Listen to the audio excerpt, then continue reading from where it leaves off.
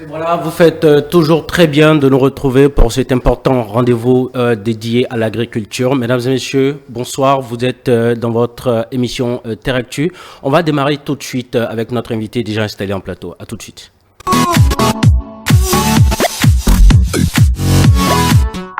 Eh bien, aujourd'hui, nous intéressons à la question de la dégradation, la pauvreté des sols. Et nous recevons sur ce plateau le docteur Émile Padono. Il est agro-pédologue. Avec lui, nous allons parler des approches de restauration des sols agricoles dégradés aux pauvres pour une agriculture durable. Docteur Émile Padono, bonsoir. Oui, bonsoir, monsieur Podekon. Merci d'accepter notre invitation. Merci aussi. Alors, avec vous, je le disais, on parle des approches de restauration des sols, Oui. voilà, agricoles dégradés ou pauvres, pour une agriculture durable.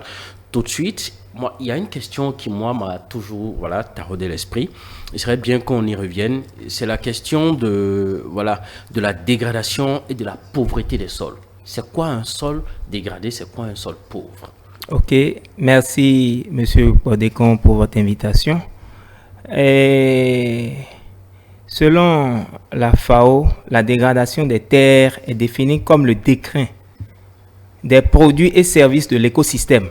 D'accord. Celle-ci affecte négativement l'état et la gestion des ressources naturelles. Lorsque nous parlons de dégradation, c'est l'action d'endommager, d'abîmer, d'altérer. Donc, si nous allons parler d'un sol dégradé, c'est un sol qui a perdu une partie ou la totalité de ses propriétés physiques, chimiques ou biologiques. Maintenant, si nous prenons la deuxième partie de la question, c'est-à-dire une terre pauvre. Ouais. Une terre pauvre. La pauvreté d'un sol est mesurée par rapport à sa capacité de produit. Okay. Et par rapport aux éléments fertilisants, d'accord, qui sont au niveau de ce sol. Donc, nous allons qualifier de sol pauvre un sol qui n'est pas assez profond, d'accord, un sol caillouteux, un sol qui est pauvre en matière organique, c'est-à-dire en humus. Et un sol qui, pour la plupart du temps, les sols pauvres ont un pH acide à très acide. D'accord, d'accord. Je vais revenir également sur un détail, parce que toujours est-il qu'il est bien de faire quand même certaines nuances. La question de terre et la question des sols. Je me dis, mais on parle souvent de terre, on parle souvent de sol. Il y a une différence ou bien c'est la même chose? Quels sont les points de divergence? De divergence. Ok, en agriculture, souvent, nous parlons de sol. Parce que c'est le sol. Le sol, c'est la couverture, d'accord, qui recouvre la surface de la terre. D'accord. Et quand nous prenons, moi je prends, quand nous prenons de terre, la terre, c'est de façon générale l'étendue que nous voyons. D'accord. Mais lorsque nous parlons de sol, le sol est issu, d'accord, d'un processus de dégradation, d'accord, et sur une longue durée de la roche-mère. Et ça donne, comment on va dire, une matière meuble qu'on peut travailler sur laquelle on peut produire. D'accord, d'accord. Alors revenons tout de suite à un pan de notre émission. Quel est l'état actuel des sols, puisque vous en parlez à l'instant, quel est l'état actuel des sols au Bénin? Ok, merci pour la question. Aujourd'hui au Bénin, on estime à 40% les terres qui sont dégradées. Qui sont dégradées aujourd'hui, on estime à 40%. Et chaque année, il faut dire que il y a plus de 75 000 hectares d'accord, de forêt et qui pour une raison ou une autre, sont perdus chaque année. Et cette perte occasionne une réduction également du produit intérieur brut de notre pays. Wow. Ça peut s'expliquer comment? Quand nous prenons les terres agricoles, qu'est-ce qui peut expliquer la dégradation des terres que nous avons déjà à près de 40%? C'est quand même conséquent. Nous avons plusieurs causes. D'accord. Et entre autres, nous pouvons citer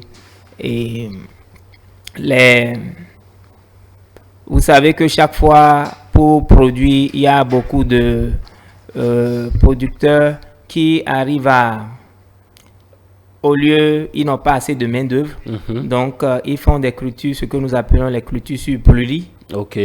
Donc les cultures sur brûlis, en faisant ces cultures sur brûlis, il y a une bonne partie de la matière organique du sol, d'accord, qui est brûlée.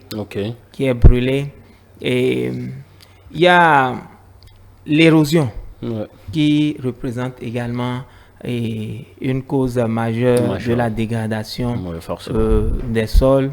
L'érosion, c'est quoi? L'érosion, c'est le fait que la partie meuble du sol, c'est-à-dire les particules du sol, soient emportées soit par l'eau de ruissellement, soit par le vent.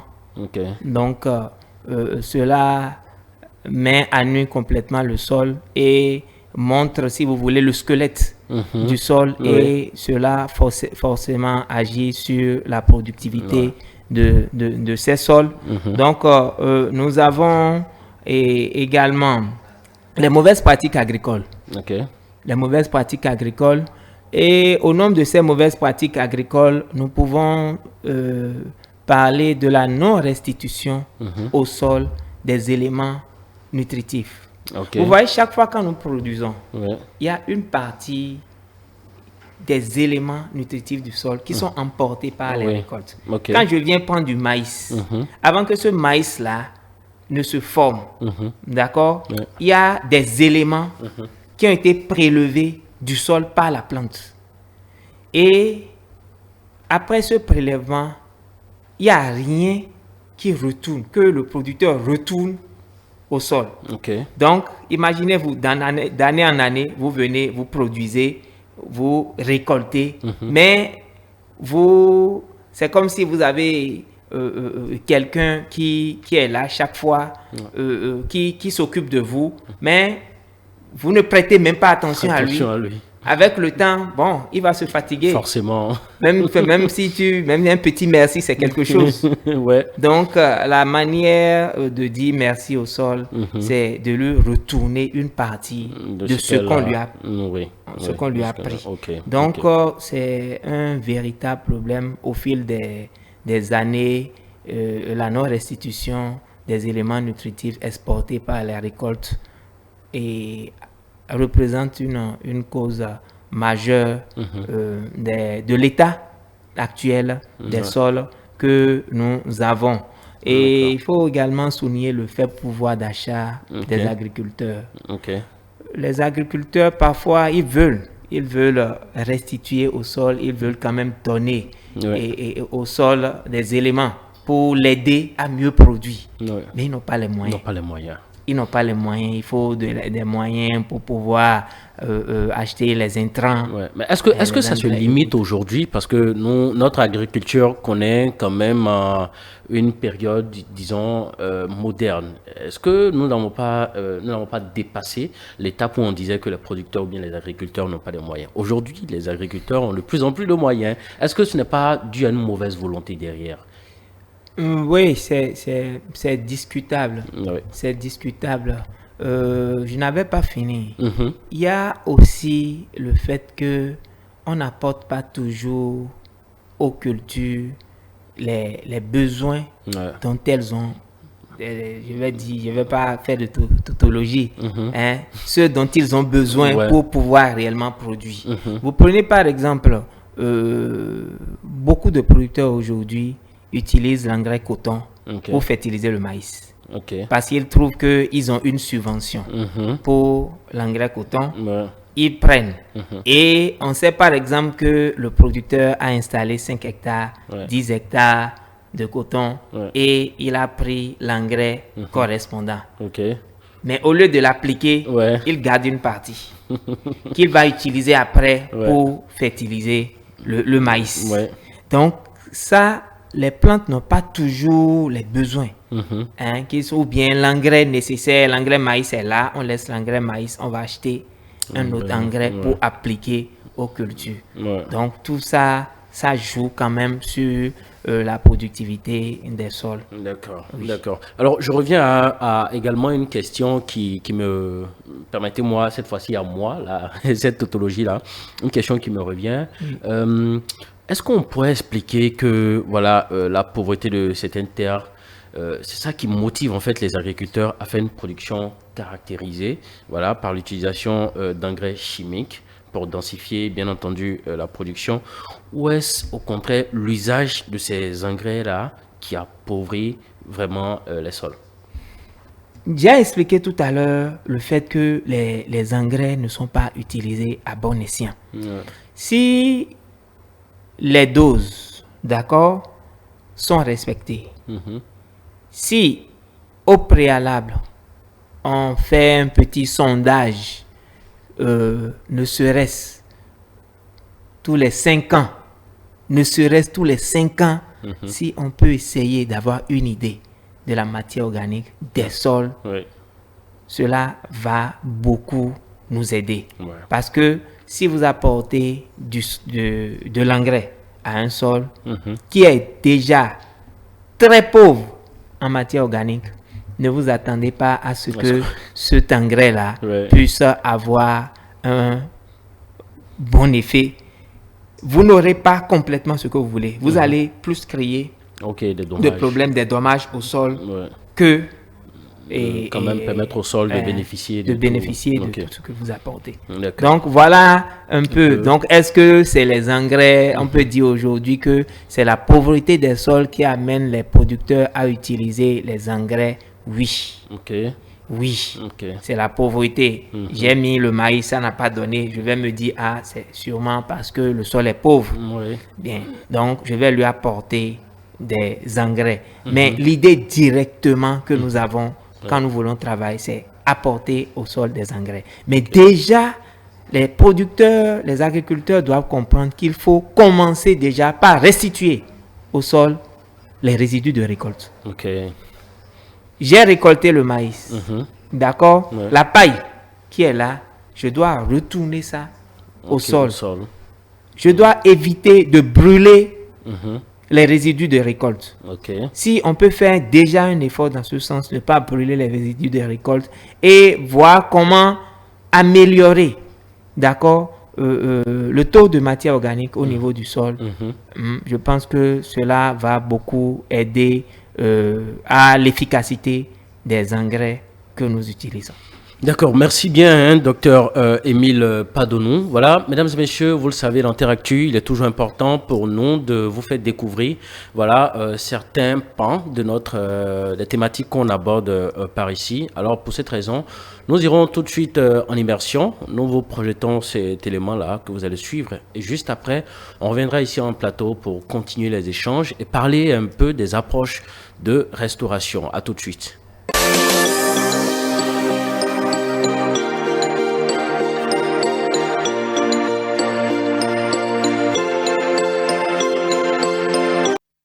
Bonjour, bienvenue dans Immersion. Aujourd'hui, nous nous retrouvons dans l'enceinte de l'université d'Abomey-Calavi où nous allons toucher du doigt, sinon vous faire voir, les réalités liées à la pratique, sinon à la gestion durable, n'est-ce pas, de la fertilité des sols. Aujourd'hui, nous serons bien entendu en compagnie du docteur Émile Padonou qui va nous aider, voilà, comme je le disais à l'instant, à toucher du doigt ces réalités-là. Allez, on y va.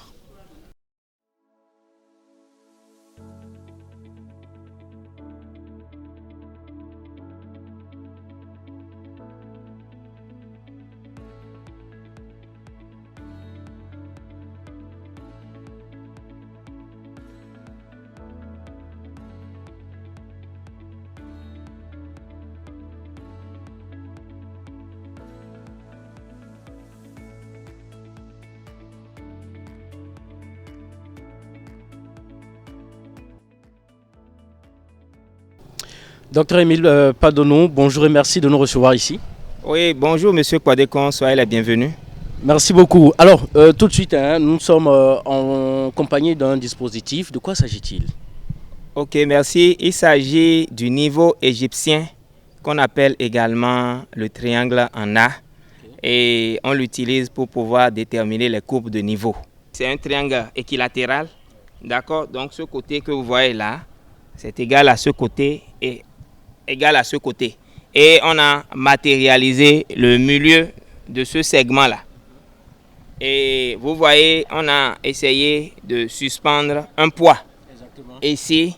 Et comme j'ai dit, ça sert à déterminer les points de même altitude. Les points de même altitude. Et après, maintenant, ces points seront reliés pour tracer ce que nous appelons des courbes de niveau. D'accord? Et ce sont ces courbes de niveau, d'accord, que nous allons utiliser pour pouvoir installer des dispositifs comme les cordons pierreux. Donc voilà un peu ce à quoi ça sert. D'accord.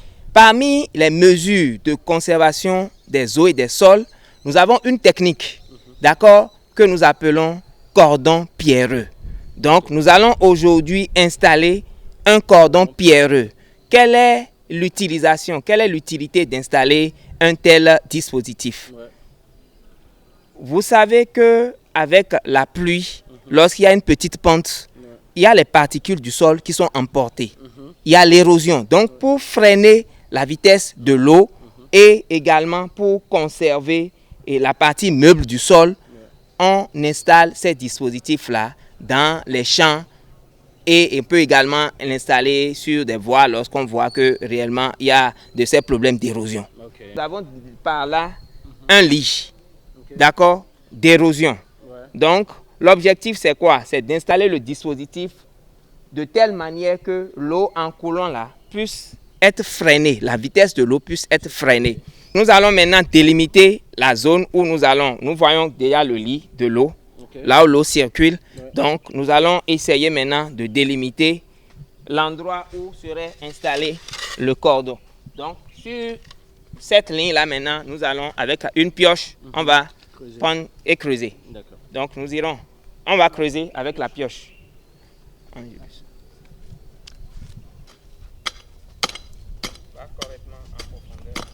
Nous allons creuser sur une profondeur d'environ 30 cm, 30 à 40 cm et une largeur de 20 à 30 cm également. En fait, nous sommes en train de créer, d'accord, un sillon. D'accord. Et dans ce sillon, tout à l'heure, nous aurons à disposer des pierres dedans. Et ces pierres-là, lorsque l'eau serait en train de couler, vont freiner la vitesse d'écoulement de l'eau et en même temps ralentir le déplacement des particules de sable, des particules de sol qui sont là.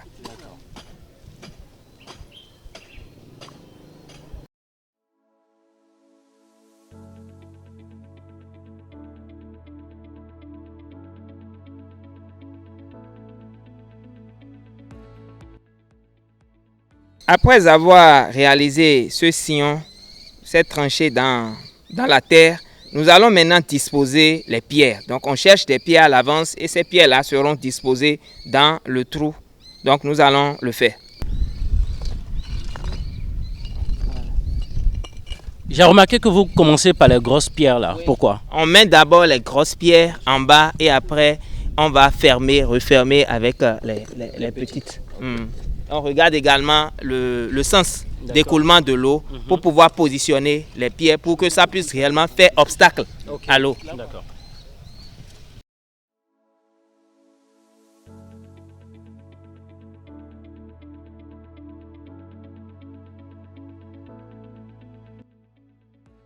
Donc, après avoir aligné les pierres, il faut maintenant buter les pierres, c'est-à-dire mettre le sable. Si on a de l'argile, c'est bon, on peut prendre de l'argile pour bien tasser ça, pour que ce soit solide, pour que le sable là puisse rentrer dans les petits trous qui restent là. Donc, il faut buter soigneusement. Donc, au fur et à mesure qu'elle ferme ou bien dès que c'est bien fermé maintenant, il faut essayer de damer. Okay. Il faut essayer bien de damer. Donc, on va essayer bien de damer. Donc, voilà un peu comment est-ce qu'on réalise un cordon pierreux. Et ça rentre dans les mesures de conservation des eaux et des sols. Eh bien, je pense qu'on aurait quand même suffisamment appris sur ce que c'est que la réalisation du cordon pierreux. À présent, nous allons passer à une autre étape. Docteur, de quoi s'agit-il? Oui, donc avec ces cordons-là, cordons pierreux, on peut également végétaliser ça. Okay. C'est-à-dire mettre dessus des espèces qui servent également dans la lutte anti-érosive. Donc nous irons voir une des espèces que nous appelons le vétiver. Donc nous irons voir. Le vétiver? Oui, le vétiver. D'accord. Allez, on y va.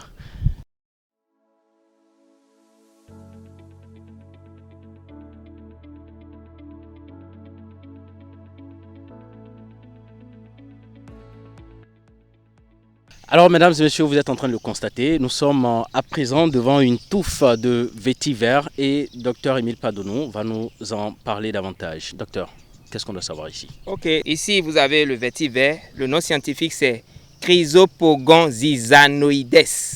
Bon, si vous n'avez pas compris, vous allez comprendre après. donc voilà une touffe de vétiver et on peut l'utiliser par éclat de touffe. Okay. Donc, on va éclater les souches ou bien faire une division de touffe. Donc, ici, maintenant, là, vous voyez, c'est la souche, ça. Et avec un sécateur, vous allez couper et vous pourrez directement l'habiller un peu, enlever les feuilles mortes qui sont à la base. Et vous voyez là, il y a des rhizomes qui sont là. Les racines là sont trop longues. Vous allez les couper avec un sécateur et c'est parti. Dès que c'est coupé, vous mettez en terre, ça va repousser. Ça va repousser. Okay. Il y a de très belles choses qui se font, mesdames et messieurs. Vous avez le temps, grâce à Terre-Actu, grâce à notre immersion, de constater ces choses-là. Je pense qu'on va maintenant passer à la dernière étape, c'est de voir ce qu'on appelle le mukuna, ou bien je me trompe. Mukuna.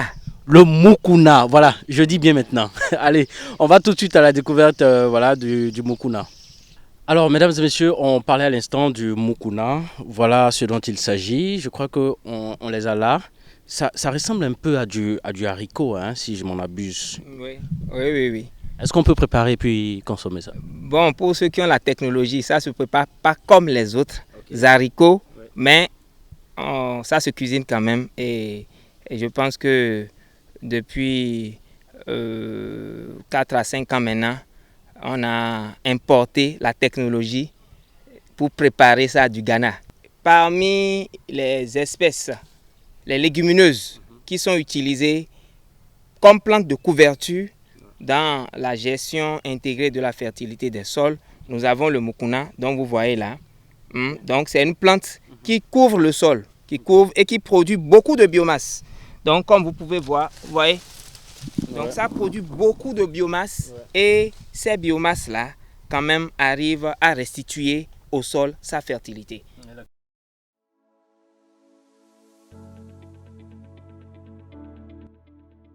Ben merci docteur. Oui, merci beaucoup, merci d'être venu et c'était un plaisir pour moi de partager avec vous ces mesures de gestion durable des terres. Alors, mesdames et messieurs, merci beaucoup de nous avoir suivis. Vous voyez une très belle transpiration qui marque que vraiment nous sommes dans un univers agricole. On a transpiré, on a marché. Tout ça pour vous faire découvrir un peu les réalités du monde de la fertilité des sols ou bien de la gestion durable de la fertilité des sols. Merci de nous avoir suivis. On se retrouve sur le plateau.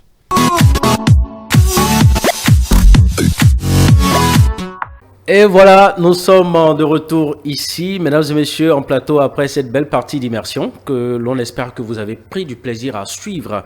Je rappelle que Dr Émile Padonou est sur ce plateau, c'est agropédologue avec qui nous parlons des approches de restauration des sols agricoles dégradés ou pauvres pour une agriculture durable. Alors, prochaine question tout de suite. Quelles sont les actions menées au Bénin pour ce qui est de la lutte contre la dégradation physique, chimique et biologique du sol? Ok, merci Monsieur Podécon pour la question. Il faut dire que le ministère de l'Agriculture, en partenariat avec la GIZ, a mené beaucoup d'actions. D'accord. Beaucoup d'actions. Et la FAO, avec les problèmes de changement climatique, Parce qu'il faut dire, aujourd'hui, il est difficile de dissocier, d'accord, les problèmes de dégradation de terre des problèmes de changement climatique que nous avons. Oui. Donc, la FAO a mis au point un certain nombre de mesures pour pouvoir gérer durablement les terres. Et il faut dire qu'il y a eu des séances de sensibilisation, d'accord, des parcelles de démonstration qui ont été installées pour montrer aux producteurs le bien fondé de l'utilisation de ces différentes pratiques. Okay. Mieux encore, il y a eu au niveau des lycées techniques agricoles, il y a eu infusion des curricula, c'est-à-dire les mesures de gestion durable des terres ont été infusées dans les curricula pour que au cours de la formation des techniciens agricoles, on puisse leur apprendre, d'accord, ces différentes mesures de restauration de la fertilité, de gestion de la fertilité des sols. Parce qu'aujourd'hui, si rien n'est fait, et d'ici les 10 prochaines années, ça risque d'être compliqué pour nous. Très compliqué.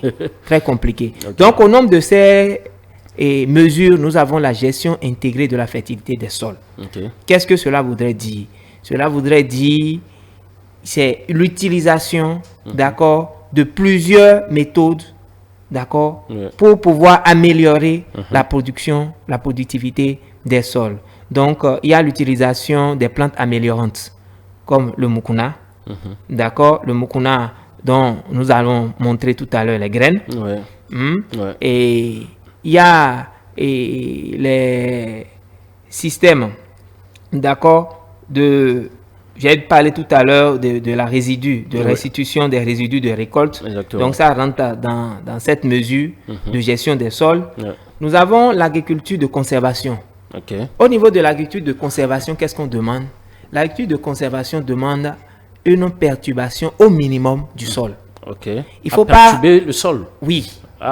En fait, chaque fois que vous allez avec la roue, vous dites que vous êtes en train de labourer, que vous le veuillez ou non, vous êtes en train de perturber le sol. Parce que, qu'on le veuille ou non, il y a une vie au niveau du sol. Et quand vous prenez 1 gramme de sol, vous avez des millions d'organismes qui sont à l'intérieur. Vous voyez. Donc, il y a la couverture permanente du sol. On demande à ce que le sol qu'on ne laisse pas le sol nu. Même quand il n'y a pas de culture, c'est conseillé aujourd'hui de faire le paillage. D'accord. De faire le paillage et le zéro labour et les semis sous paillis. Vous avez fait le paillage. Vous pouvez maintenant, après une pluie, semer sous ce paillis-là. Et ça va entretenir l'humidité qui est là pour pouvoir faciliter la germination et la levée et de ce que vous avez mis en terre. Les rotations de culture. Donc maintenant, quand je prends la mesure concernant la conservation des eaux et des sols, il y a là également quelques techniques qu'il faut mettre en place. Rapidement, on a une minute. Il y a les diguettes, les cordons pierreux que vous venez de voir, ce qu'on vient de mettre en place. Exactement. Donc, que vous pouvez utiliser. Il y a l'intégration agriculture-élevage. Donc, il y a la possibilité, par exemple, de mettre les animaux sur des terrains après une récolte. Ils vont manger les récoltes, mais laisser leurs excréments qui vont quand même fertiliser le sol. Il y a l'agroforesterie et les forêts individuelles. Donc, chacun aujourd'hui, quand il a un lopin de terre, il peut déjà y planter des arbres. Des arbres comme le mélina, le teck, l'acacia, auriculoformis. Donc, on peut mettre ces essences-là sur ces terres-là. C'est une manière pour nous de mettre en valeur ces terres, mais également de restaurer la fertilité de ces sols. Donc, nous avons des terres complètement dégradées. On peut installer de pois d'Angole dessus. On peut installer des acacias dessus. C'est des légumineuses qui vont très tôt améliorer ou bien restaurer la fertilité de ces sols. D'accord. Merci bien, docteur Émile Padono. Je pense qu'on aurait même consacré cette demi-heure de télé au niveau des approches de solutions en matière de lutte contre la dégradation des sols qu'on n'aurait même pas pu les épuiser. Oui. Allez, merci mesdames et messieurs, vous l'avez compris, on parlait à l'instant des approches de restauration des sols agricoles dégradés ou pauvres pour une agriculture durable. Nous vous remercions de nous avoir suivis. Teractu. Oui. Voilà, de ce jour. Stop et fin. Voilà. À la prochaine, à vendredi prochain. Voilà.